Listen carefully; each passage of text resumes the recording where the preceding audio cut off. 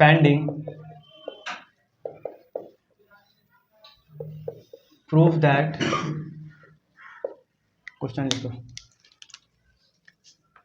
5 2 3 7 3 4 9 4 5, ठीक है, equal to 0, ठीक है। हम लोग क्या करना है ना, प्रूफ करना है इसमें, इसको बिना एक्सपेंड किए हम लोग एक्सपेंड करके इसको जब सॉल्व करें तो 0 हो जाए, लेकिन हमको एक्सपेंड नहीं करना है, हम लोग को क्या करना है, प्रॉपर्टी लगाना है। प्रॉपर्टी कैसे लगाते पता है? नहीं पता है। ये मेरा R1 है, ठीक है, ये मेरा क्या है R2 है, ये क्या है R3 है। जब भी बोला ना कि विदाउट एक्सपेंडिंग, इसका मतलब साफ सीधा है कि इक्वल टू 0 ही प्रूफ करना है, और कुछ पॉसिबल नहीं है। इसका लिए सिर्फ एक चीज़ याद रखना, कभी भी ना देखना, मान लो कि R1 और R2 जब सेम होगा ना तो हम लोग बोल सकते हैं कि R1 R2 क्या है, सेम है। जैसे कि क्या है कि मान लो कि यहाँ पे 1 1 1 है, यहाँ पे 2 2 2 है, यहाँ पे कुछ 4 5 6 ऐसा कुछ नंबर है। तो देखो मेरा R1 जो है ना R2 अलग अलग है ना। हम क्या करेंगे ना, पहला को वैसे रहने 1 1 1, ये 2 को बाहर कॉमन निकालेंगे तो यहाँ पे क्या हो जाएगा 1 1 1, यहाँ 4 5 6। समझे मेरा बात? हम क्या किए, सेकंड रो से 2 को बाहर कॉमन निकाल लिए तो ये भी 1 1 1 हो गया।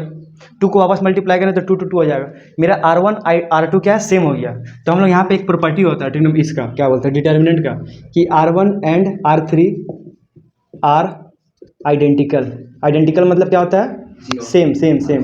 तो हम लोग डायरेक्ट इसका जो मान लो ये D है सपोज, तो इस D का वैल्यू को हम लोग बोल सकते हैं 0। ये प्रॉपर्टी है उसका, याद रखना है इसको। कोई भी दो कॉलम या दो रो, जैसे कि ये सेम है तो 0, अगर ये सेम होता है तो 0 हो जाता है, अगर नहीं है तो उसको हमको 0 करना है, सेम करना है, ठीक है। कैसे करना है, इसमें तो दिया था सिंपल दिख रहा था, 2 कॉमन लेंगे तो 0 हो जाएगा, इसमें नहीं दिख रहा है। देखो कुछ ऐसा जुगाड़ लगाओ ना कि ये बिना इसको एक्सपेंड किए कुछ प्रॉपर्टी, और अपने ऊपर डिटरमिनेंट में क्या कर सकते हैं ना, हम इसमें कुछ भी ऐड कर सकते हैं, या फिर इसको ऐड कर सकते हैं, फिर इससे इसको माइनस कर सकते हैं, करके दो को सेम बनाना है। कैसे होगा बोलो? नहीं समझे सर? समझ जाएंगे, एक बार आप कराए थे याद। देखो एक बार फिर से हम कराते हैं।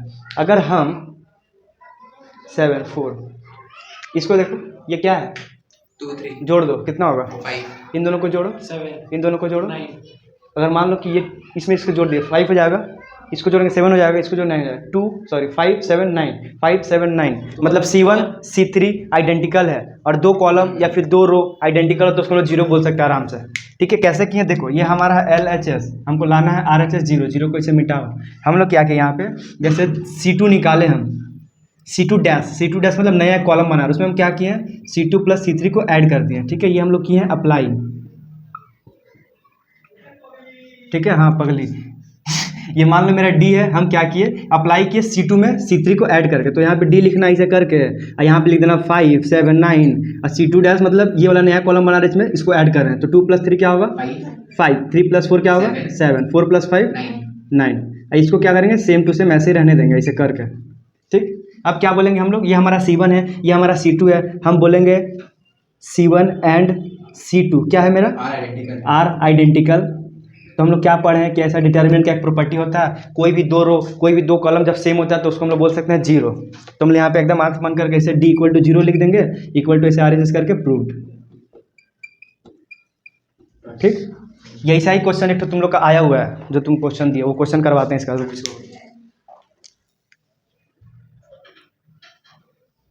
5 A B + C, 5B C + A, 5C A + B equal to 0, ठीक है। इसको बिना एक्सपेंड किए हम लोग को प्रूफ करना कितना इक्वल टू 0 होगा।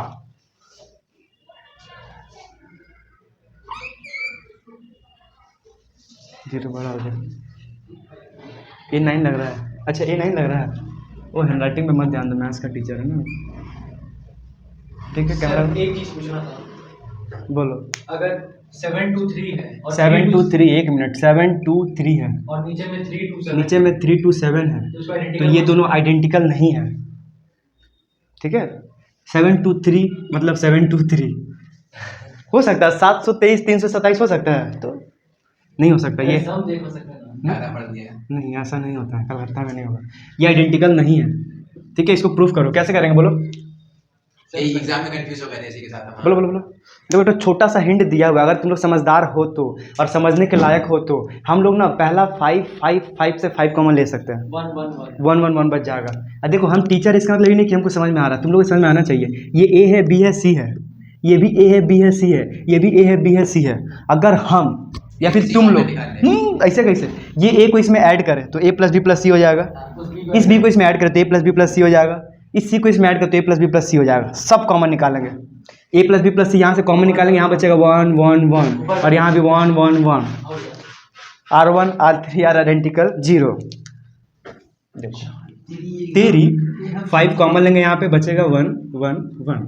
ठीक है, यहाँ पे हम लोग क्या कर सकते हैं ना, ऑपरेशन अप्लाई कर रहे हैं। क्या कर लेंगे, ये मेरा R3 है, ठीक है, R3 डैश का एक नया रो बनाएंगे जिसमें हम R3 को ऐड करेंगे R2 के साथ। ये लिखना जरूरी है, यहाँ पे लिख दो A B C। यहाँ पे क्या होगा हमारा A plus B plus C, यहाँ पे भी क्या होगा A plus B plus C। ये समझ में आ रहा है कैसे किए हैं। R3 जो लिखा होता है B प्लस C, इसमें A ऐड कर दिया, प्लस B हो गया, इसमें क्या किया B ऐड किया तो ये हो गया, इसमें C ऐड कर देंगे तो फिर A plus B plus C। अब यहाँ पे ऐसा लिख दो, taking A plus B plus C common. किससे कॉमन ले रहे हैं, R3 से। R3 में क्या है, तीसरा रो है, तो यहाँ पर आप 5 bracket A plus B plus C, यहाँ बचेगा 1 1 1, यहाँ बचेगा A B C, यहाँ बचेगा 1 1 1। ठीक है, हम लोग क्या बोलेंगे फिर, C1 and C3 are C1 R1 and R1 and R3 are identical। R3 R identical. Identical होने से क्या होता है, उसका वैल्यू 0 हो जाता है। ठीक है, इसको डी लेट कर लेना, लेट। ये मेरा LHS है। सर हम दो को अलग स्टेप में किए, जैसे 5 एक स्टेप में कॉमन लिए, फिर A plus B plus C। कोई दिक्कत नहीं, चलेगा चलेगा, वैसे ही करना, वो ज़्यादा अच्छा होगा। यहाँ से 5 कॉमन ले लिए और उसके बाद क्या किया, उसके बाद ये वाला चीज़ अप्लाई करके कॉमन ले लिए, फिर D इक्वल टू 0 हो गया। ठीक है, ये हमारा RHS प्रूफ। आसान क्वेश्चन था, ठीक है, नोट करो। कितने मार्क्स का था सर ये?